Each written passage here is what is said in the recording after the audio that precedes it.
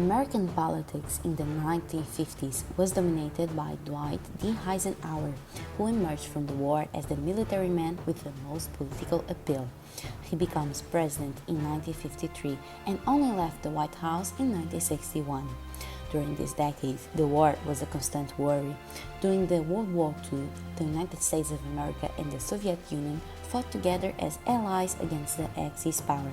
However, the relationship between the two nations was a tense one. After the war ended, their disagreements ripped into an overwhelming sense of mutual distrust and hostility. All of this tension resulted in the Cold War, a war of ideology. There was no direct fight between the two nations. However, there were some hot spots in this conflict.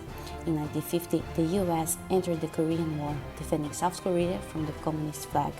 The fighting lasted 3 years. Nearly 54,000 Americans died, and more than 2 million Chinese in North and South Korea were also dead, most of them civilians. In the years of the Korean War, America was paranoid about Soviet spies, communists in the government, and nuclear alienation by the Russians.